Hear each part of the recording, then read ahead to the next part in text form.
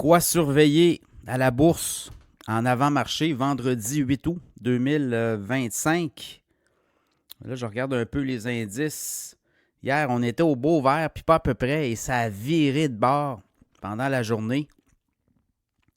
Là, on est au vert. Est-ce que ça va rester au vert? Là? C'est très, très volatile. À part le Nasdaq, hier, tout le monde est tombé au rouge. Les tarifs et les résultats de certaines entreprises, bien, ça a miné. Et beaucoup de monde aussi, il y a des investisseurs qui ont pris leur profit. Donc, le Dow Jones, 66 points de hausse au moment où je vous parle. S&P 500, 13 points en hausse. Le Nasdaq, 33 points dans le vert. Le pétrole monte de 32 cents. Le baril, 64,20 US, référence WTI. Le Bitcoin revient sur terre, 116 680. Hier, Donald Trump a signé un décret là, qui va permettre aux gens qui ont des fonds de retraite 401K aux États-Unis, c'est des fonds de retraite où on peut investir notre argent dans des marchés boursiers, bien, on va ouvrir aux crypto-monnaies, au secteur des crypto-monnaies, ce qui n'était pas possible.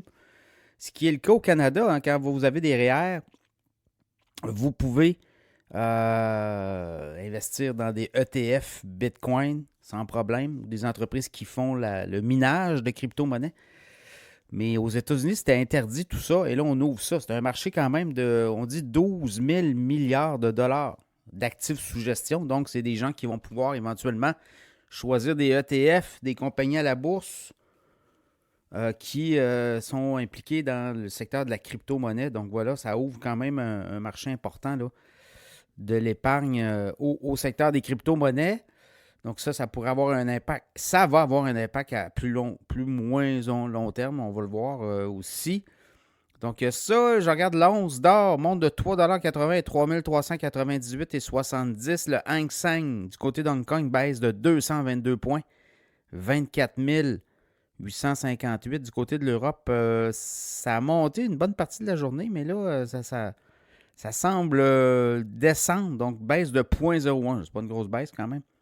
L'Ethereum, je vous ai parlé de l'Ethereum parce qu'il y a vraiment un buzz.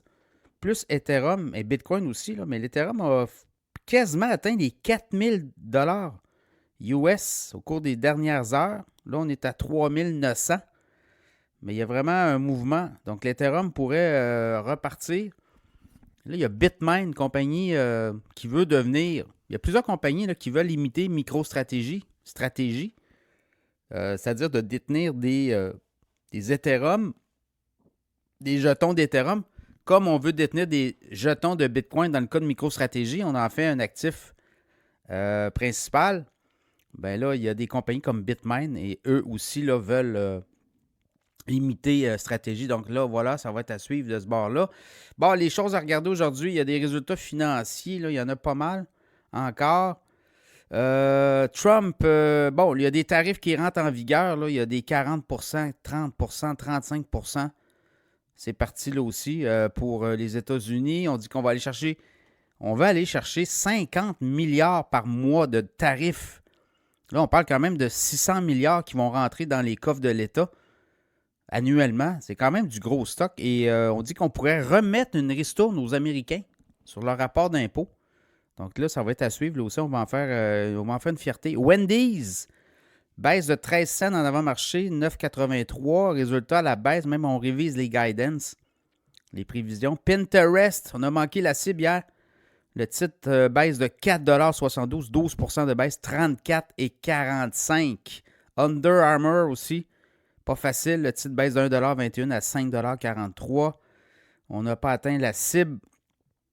Ensuite de ça, je regarde rapidement les autres sites. Il y a beaucoup de résultats financiers. Là. Fubo TV, je vous ai parlé dans l'infolette financière de Fubo TV. On fait mieux que prévu. Le titre monte de 11 cents en avant-marché, 3,81 $. Et c'est un titre qui est allé chercher récemment là, les 4,16 $. Depuis le début de l'année, ce titre-là est en hausse de 162%. On est à 1,41 $. Et on a des très bons résultats, donc ça pourrait avoir un impact sur le titre. Fubo TV à surveiller. Et pour les autres sites, là je regarde Block. Eux autres, ils ont l'application Cash App, notamment, anciennement Square. Jack Dorsey, le fondateur de Twitter, qui est maintenant rendu chez Block. Eux autres, ils ont de la crypto, mais on a remonté les perspectives de profit à 10 points, quasiment 2 milliards. Donc, le titre a explosé. Expedia Group aussi va très bien. Donc, voilà, aujourd'hui, est-ce qu'on va terminer la semaine au vert? Est-ce qu'on va être capable de renverser la tendance d'hier? Est-ce qu'il va y avoir des nouvelles? Oui, il va y avoir toutes sortes d'affaires. Trump va en donner encore pour son argent. On va avoir des résultats financiers. Et l'autre chose, il faut regarder, là, le mois d'août, habituellement, c'est très difficile à la bourse et septembre aussi. Donc, c'est 2 mois où il y a des tendances importantes. Là, on entre dans la première partie du mois d'août. On va entrer en deuxième partie et là, on va peut-être voir justement là, des sell-off. Habituellement, on voit au mois d'août, au mois de septembre, c'est plus difficile. Est-ce que cette année, ça sera différent? Mais pour l'instant, le mois d'août n'est pas si mal. Donc, on va voir si la tendance peut se renverser. À surveiller.